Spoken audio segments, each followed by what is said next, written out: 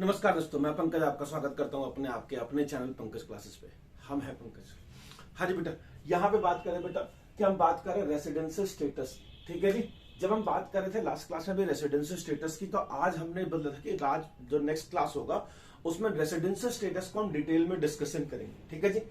देखो, सबसे पहले सवाल का जवाब ये है कि इंडिया में जो भी टैक्स लगता है वो टैक्स रेसिडेंशियल स्टेटस पे लगता है, सिटीजनशिप के ऊपर नहीं लगता। ठीक है जी। तो सर कौन कौन से अलग अलग कैटेगरी में रेसिडेंट चेक किया जाता है? पहले कैटेगरी को कहते हैं इंडिविजुअल, जिसमें इंडिविजुअल का रेसिडेंशियल स्टेटस लगता है। फिर हम बात करते हैं एचयूएफ, फर्म, एओपी, बीओआई के रेसिडेंशियल स्टेटस कैसे निकालेंगे। फिर हम बात करते हैं सर कंपनी का रेसिडेंशियल स्टेटस कैसे निकालेंगे। फिर हम बात करते हैं लोकल अथॉरिटी और आर्टिफिशियल जुडिशियल पर्सन का रेसिडेंशियल स्टेटस कैसे कैलकुलेट करेंगे। क्योंकि इंडिया में सारा टैक्स का मामला किसके ऊपर दिक्कत है कि सर आप रेसिडेंट हो या नॉन रेसिडेंट हो, राइट। तो सबसे पहला जो सवाल हमारे दिमाग में आता है कि सर हम तो इंडिविजुअल है ना, राम, मोहन, सोहन, सीता, गीता, ये कौन है?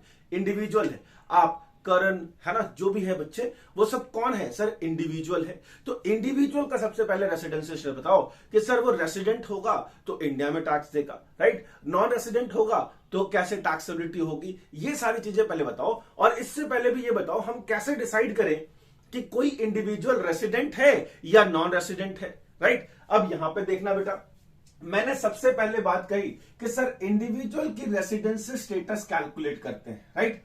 तो सर सबसे पहली बात समझना, कोई भी इंडिविजुअल या तो रेसिडेंट होगा या तो नॉन रेसिडेंट होगा। सिंपल सा मतलब है, या तो वो इंडिया में रहता होगा या इंडिया में नहीं रहता होगा। सर ये चीज के लिए क्या कोई टर्म्स एंड कंडीशंस है जिसको हमें चेक करना है कि वो रेसिडेंट है भी या नहीं है? मैंने कहा बिल्कुल है। सबसे पहली चीज होती है कि सर चेक करिए कि वो रेसिडेंट है या नॉन रेसिडेंट है।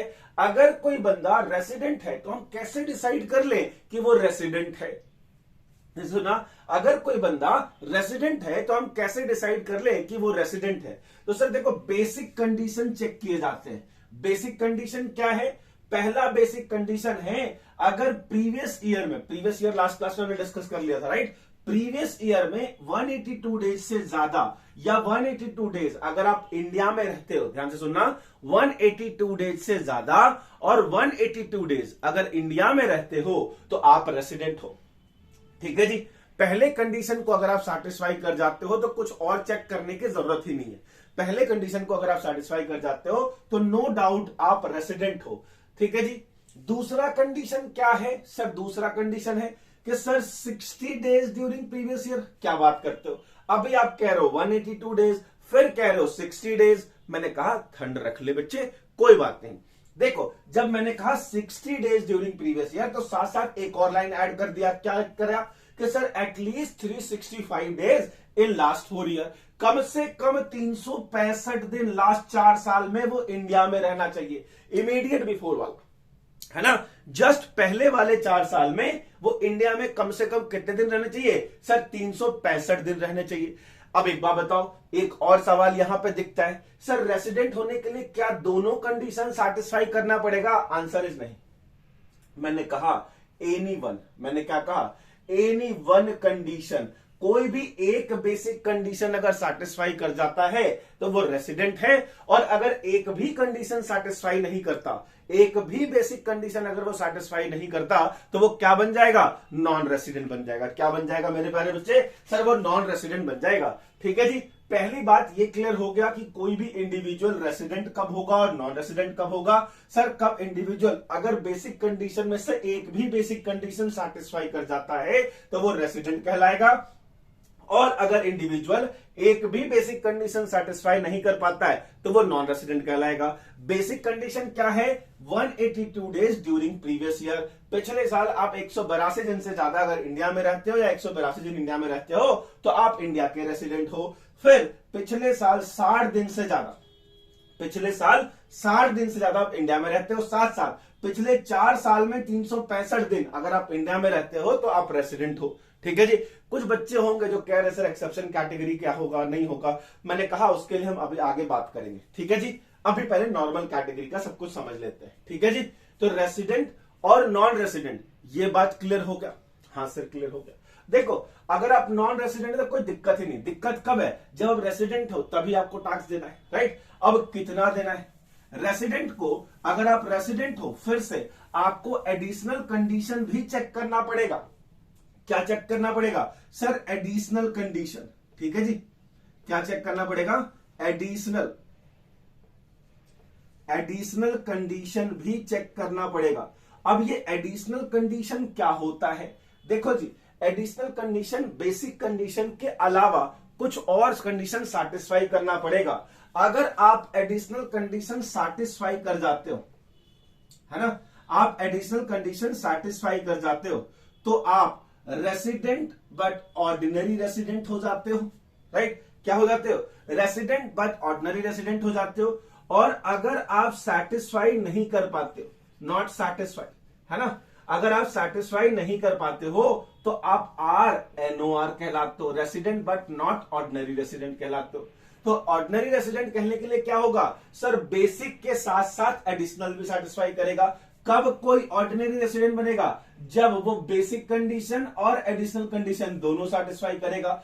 RNOR कब बनेगा, जब वो बेसिक कंडीशन सेटिस्फाई कर जाता है जबकि एडिशनल कंडीशन सेटिस्फाई नहीं कर पाता, ठीक है जी। इसका मतलब ये है कि जो नॉन रेसिडेंट है तो उसका कोई दिक्कत नहीं, लेकिन अगर आप रेसिडेंट हो तो आपको फिर से दो पार्ट में डिवाइड किया जाएगा कि आप ऑर्डिनरी रेसिडेंट हो या नॉट ऑर्डिनरी रेसिडेंट हो। ऑर्डिनरी रेसिडेंट एडिशनल कंडीशन को भी सेटिस्फाई कर जाता है। देखो फिर से एडिशनल कंडीशन कितने होते हैं, दो, दोनों के दोनों एडिशनल कंडीशन सेटिस्फाई करोगे तभी आप OR कहलाओगे, याद रखना।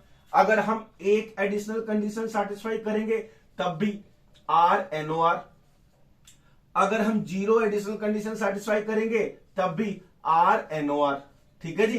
तो सर हम ROR कब बनेंगे, जब दो के दोनों एडिशनल कंडीशन को आप सेटिस्फाई कर जाते हो, है ना। जब आप दो के दोनों एडिशनल कंडीशन को आप क्या कर जाते हो, सेटिस्फाई कर जाते हो, तो आप क्या बन जाते हो, ROR, resident but ordinary resident, resident but ordinary resident, ठीक है जी। अब यहां पे सवाल आता है कि सर एडिशनल कंडीशन है क्या। अब ये सवाल आता है सर एडिशनल कंडीशन क्या है, ठीक है जी। अब यहां पे क्या सवाल आता है, सर एडिशनल कंडीशन क्या है, राइट। तो सर जब भी हम बात करते हैं एडिशनल कंडीशन की,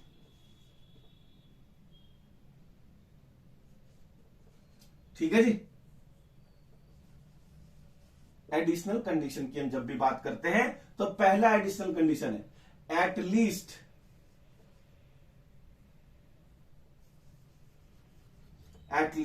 730 days in last 7 year, कम से कम 730 दिन, कब, पिछले 7 साल में कम से कम 730 दिन आप इंडिया में रह रहे हो। या फिर दूसरा एडिशनल कंडीशन क्या है, लास्ट 10 साल में से कम 2 साल resident in India, resident in India हो, ठीक है जी। याद रखना बेटा, दोनों एडिशनल कंडीशन क्या कहा, पहला एडिशनल कंडीशन कहा कि सर कम से कम 730 दिन, पिछले 7 साल में से 730 दिन आप इंडिया में रहते हो, पहला एडिशनल कंडीशन हो गया। दूसरा एडिशनल कंडीशन क्या हो गया कि सर पिछले 10 साल में से कम 2 साल आप इंडिया में रेसिडेंट हो। याद रखना, ROR RNOR की बात नहीं कर रहा, सिर्फ रेसिडेंट की बात कर रहा है। तो आप अगर सिर्फ रेसिडेंट भी हो तो वो 10 साल में से कोई भी 2 साल, सर स्टार्टिंग के 2 साल हो सकता है, हाँ हो सकता है, एंड के 2 साल हो सकता है, हाँ हो सकता है, बीच के 2 साल हो सकता है, हाँ हो सकता है, कोई भी 2 साल, लास्ट 10 में से कोई भी 2 साल अगर आप इंडिया में रेसिडेंट हो तो आप क्या कहलाओगे, ROR कहलाओगे। कब, जब ये दोनों कंडीशन सैटिस्फाई कर जाते हो, जब ये दोनों कंडीशन सैटिस्फाई कर जाते हो तो आप क्या कहलाते हो, सर ROR, मतलब resident but ordinary resident. I hope so बच्चे आपको रेसिडेंट क्या होता है, नॉन रेसिडेंट क्या होता है, ऑर्डिनरी रेसिडेंट क्या होता है, नॉट ऑर्डिनरी रेसिडेंट क्या होता है, ये क्लियर हो गया होगा, ठीक है बेटा। ऐसे ही इंपॉर्टेंट इंफॉर्मेशन टैक्सेशन से रिलेटेड जो कि बहुत सारे एग्जाम्स में आते हैं, जैसे सर सबसे पहले BCom, CA, MCom, BCom MCom entrance जिसको कहते हैं PG CUET के PG वाले entrance, PGT commerce, UGC NET commerce, या फिर अभी जैसे यूपी के अंदर यूपी ट्रिपल एससी ऑडिटर का एग्जाम है, ईएमआरएस अकाउंटेंट का एग्जाम है, इन सारे एग्जाम से रिलेटेड ये इंफॉर्मेशन वीडियो है बेटा। आप चाहो तो हमारे चैनल को लाइक और सब्सक्राइब कर सकते हो। आज के लिए इतना ही। जय हिंद, जय भारत।